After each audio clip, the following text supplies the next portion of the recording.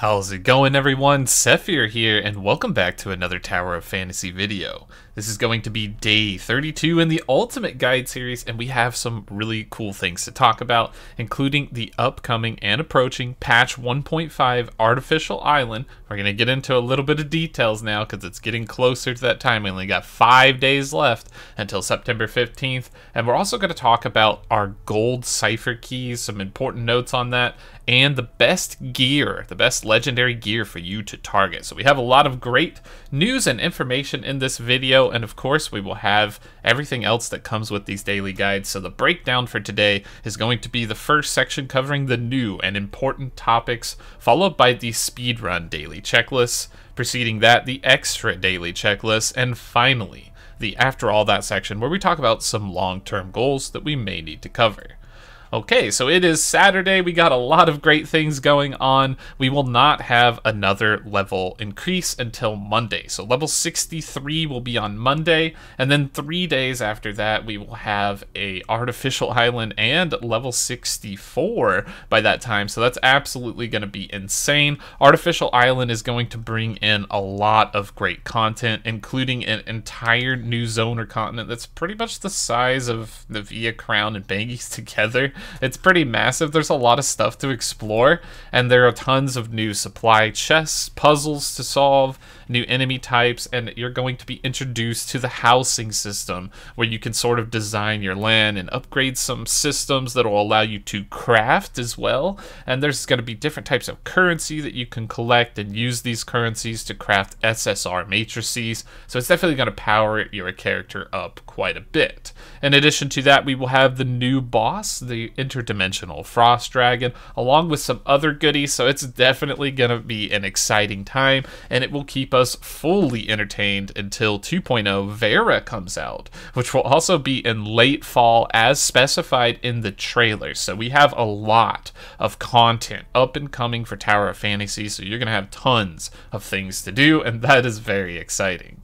On to the next topic. I do want to say that we're having a lot of fun on our Twitch stream yesterday. We did a lot of Frontier Clash carries. I know a lot of people play on Solaris, so if you're on North American Solaris server and you want to check out the stream and see how we're doing the carries, we're offering all kinds of tips on the Frontier Clash as well as the Bygone, Phantasm, and PvP, so we're doing all of that. So if you want to watch me live, check out the Twitch. It's twitch.tv/Sethphir, and we'll be doing that for a little while. We will also be starting up YouTube streams here again very shortly, so we're just prepping for that 1.5 launch, and a lot of good things coming in there. Next, we're going to talk about gold Cipher keys. Gold Cipher keys that you are obtaining from the weekly activity quest rewards at the top for hitting the little node points. You are going to be saving these. Please save these right now because the interdimensional frost dragon is coming, like we mentioned before, and he drops Samir Matrices. Not only does he drop Samir Matrices, he has one of the highest drop chance for SSR weapons, so this is going to be a really good use of your chips. So go ahead and stockpile those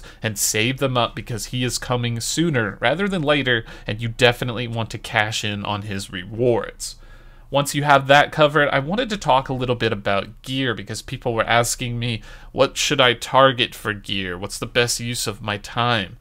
So we're definitely going to discuss that because the two most important pieces, and I think people know that by now, is the gloves and the boots. The gloves is the most important because it has built-in attack and built-in crit, which means you get both of those as an automatic bonus, but both the gloves and the boots can roll critical, and the more times you roll into crit, the higher crit rate's going to be, and that's going to scale down as you level up. So you're going to need more crit rating to obtain the same amount of crit as time goes on.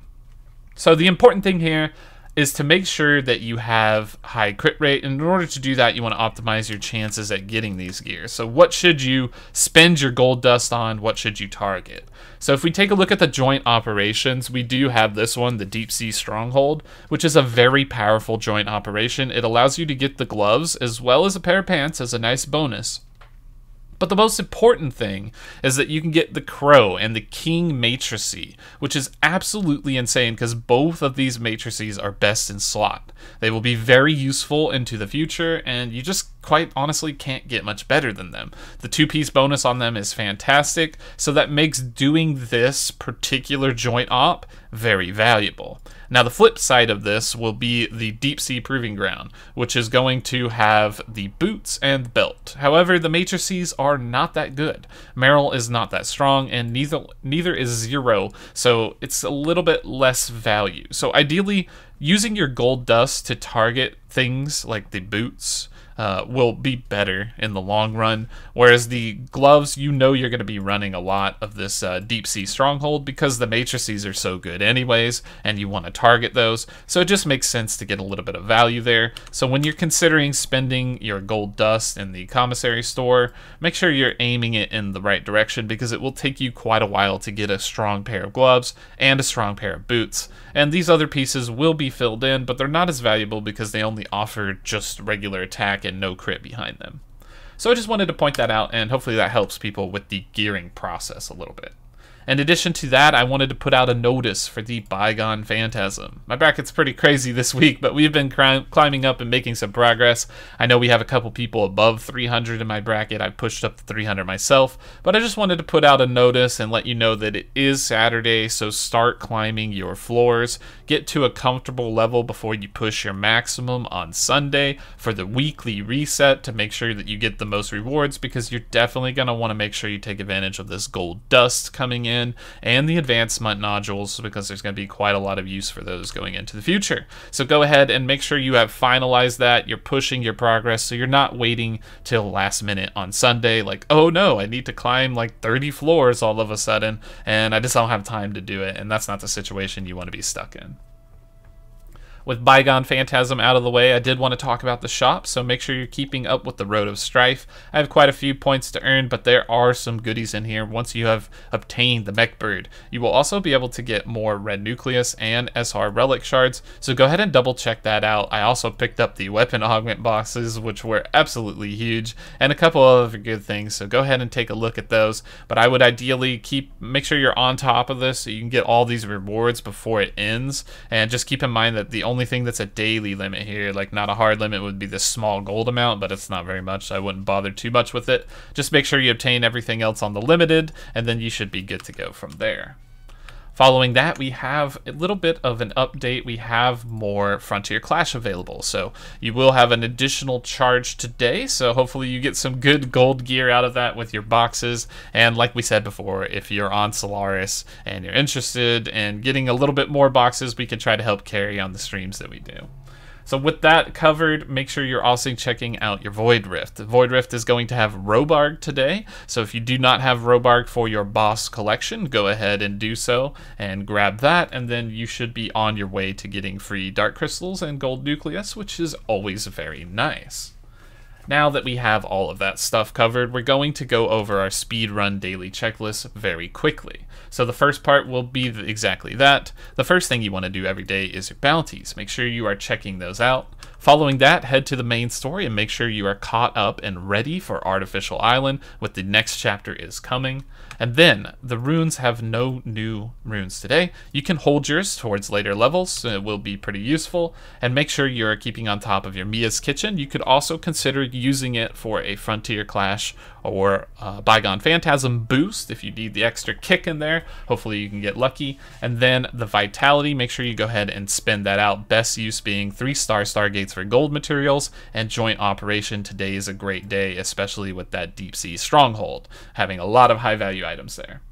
Then after that, ideally you want to be level 62 and 2/3 of the way there by the end of today, because Sunday will be the final day where you will need to be all the way there and ready for Monday's level 63 raise on the cap. Then we have the extra daily checklist. Go ahead and check out the challenge area and do your trainings. Today I got the burger. Yet again, I don't know how this thing is haunting me. And the gliding training, which we have figured out the trick to. Slow and steady will definitely win you the race here. Once you have that covered, go ahead and check out the black market and get your free gift from Hopkins, as well as your 3 claw machine attempts on the Cetus Island arcade. Once you have done those things, head to Hycros and go ahead and get your machine part route. You'll be going in a circle here and collecting all of these goodies, which you will use to maintenance your vehicles so that you can get dark crystals and skin colorations for your mount, which will be very useful into the future. Finally, head to the shop section and check out the hot area where you will get your vitality solutions, 50 dark crystals for the free-to-play players, 100 for the whales and dolphins, and 200 for the giga whales and leviathans. And make sure you double check Mia with the daily free gift to get your 1000 gold and materials. That will definitely help you out. And then check out the commissary store. Go for the support section and double check and make sure you have all your joint supply chips and black nucleus bought out, and you've capped your 1500 support points for the day, which you can check in the team section by creating a team and checking the newcomer assistance reward in the top left. You can see your progress on the support points there. And finally, once you have done that, check the world for elemental nodes, lightning, fire, and ice, and be collecting crystals for your gear from those. Finally, after all of that, we are going to the achievement sections, and we're going to make sure that we have all of our mounts and our achievements possible in line for Artificial Island. I'm working on my last one, killing the rabbits and a couple other cleanups, so I should be good to go from that point on. So if you're a big achievement hunter and you like getting these matrices and gold nucleus rolls, now is the time to shine on that one. There are also a lot of side quests that you can start cleaning up around the world, and I would definitely recommend that because a lot of them give relic shards as well as different things like weapon materials and even gold and experience for matrix and weapons. So go ahead and check those out and make sure you're kind of wrapping up this Asperia zone before we move into 1.5 and 2.0. Alright, that's going to be it for now. Thanks for watching the video. I truly appreciate everybody sticking with these daily guides, and I will keep making them and adding more and more value to them. We will also have additional videos coming out as we're getting closer to the release of Claudia and a couple other new characters, including the 1.5 patch. So we'll have some sneak peek info on Claudia, including playtesting for her, as well as some good stuff with Artificial Island, so be on the lookout for that.